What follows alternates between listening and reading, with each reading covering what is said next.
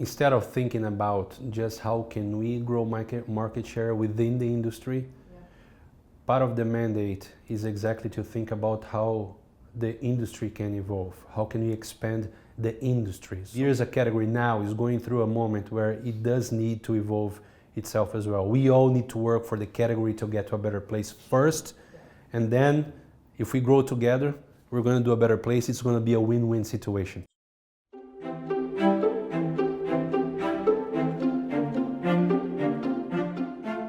Consumers are evolving. The category needs to evolve. As a leader, it's our responsibility to lead that movement. So we're very proud of our leadership position in this industry.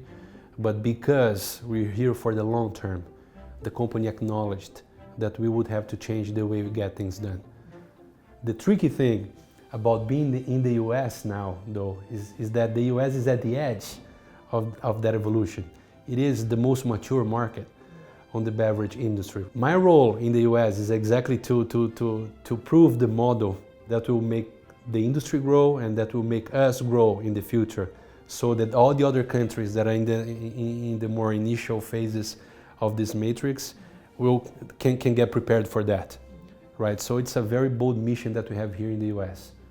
We're observing, and there's a lot of studies out there showing that consumers are demanding much more transparency.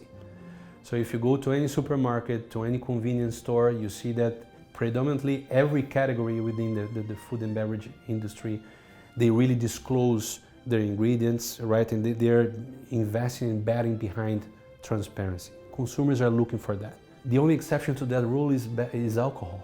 We decided to use the #1 beer in the industry, Bud Light, to send this message to consumers and to the industry, because otherwise it would not be meaningful. We are leading by example by providing transparency, and then we felt comfortable enough about talking a little bit in a very open and transparent way about the differences that do exist between those brands. Consumers will make the call. We're listening much more to consumers. That is the #1 mantra that I have.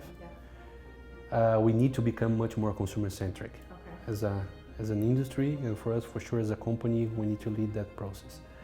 Unless we're meaningful to people, we're never going to be relevant to them, right? So we need to listen to what they care about. We need to understand what they care about. We need to be part of what they're talking about. And this is how we get connected to the conversation. This is how we become culturally relevant. Dilly Dilly was one of the experiments that we had with Bud Light 2 years ago, exactly trying to get closer to culture. So we were listening to consumers, to the trending topics and everything, and then we did identify Game of Thrones as a gigantic thing that was happening in culture.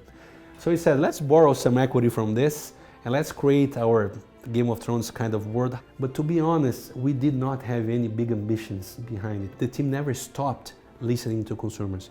So as we released the first pieces of Dilly Dilly, this ignited a big social conversation.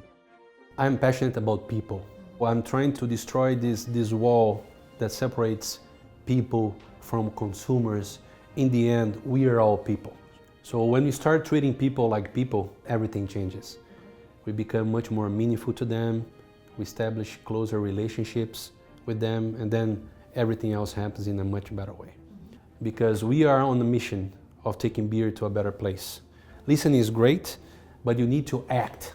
Especially when you talk about the next generations, the Zers and everything, they don't care that much about what you say, they care much more about what you do. So we need to act.